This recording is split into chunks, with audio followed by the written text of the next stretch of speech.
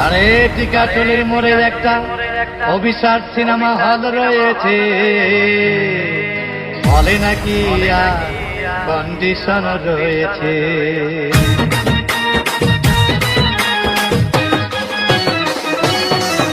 আরে টিকাটুলির মোড়ে একটা হল রয়েছে, বলে নাকি কন্ডিশন রয়েছে। আরে টিকাটুলির মোড়ে একটা হল রয়েছে, বলে নাকি কন্ডিশন রয়েছে।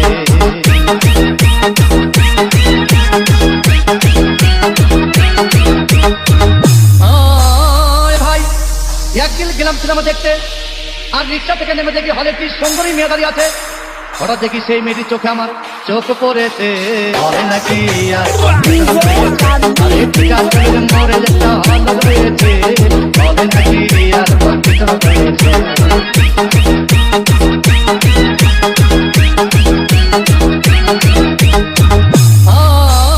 ভাই হাউসফুল করে টিকিট চাই, ব্ল্যাকের 10 টাকার টিকিট 20 টাকা কিনে নিয়ে কোন রকম ভিতরে বসলাম। হঠাৎ দেখি পাশে চেয়ারে সেই মেয়েটি আমার পাশেই বসেছে, বলে নাকি আরে টিকাটুলির মোড়ে যেটা হল রয়েছে, বলে নাকি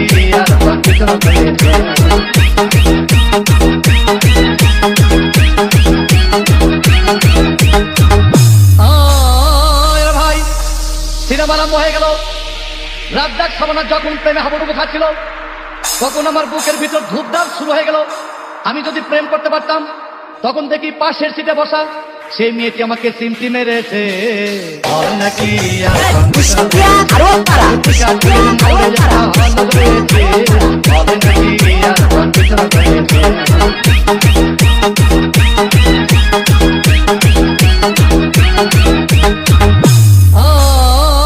ভাই আমি মেয়েটিকে বললাম তোমার নাম কি? বললাম মালতী বিবি। আহাগো মালতী বিবি বলেই সেই মেয়েটি একটা ফকলা হাসি দিয়েছে, বলে নাকি মোড়ে যেটা হল রয়েছে, বলে নাকি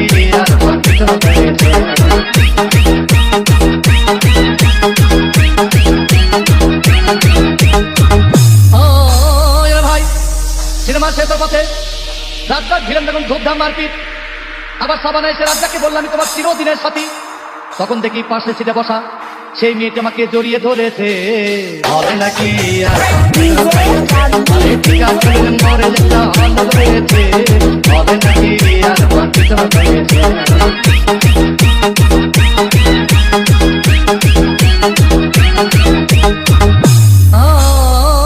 ভাই সিনেমা শেষ হয়ে গেল। বাইরে আসলাম, রিক্সা নিলাম। হঠাৎ দেখি মেয়েটি দৌড়ে এসে আমার রিক্সার ভিতর চেপে বসেছে, বলে নাকি আরে টিকাটুলির মোড়ে যেটা হল রয়েছে, বলে নাকি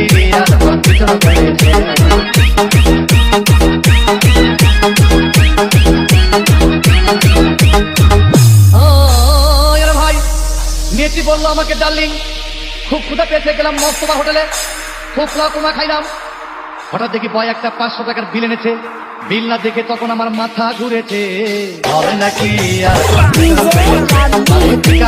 মোড়ে যেটা হল রয়েছে, বলে নাকি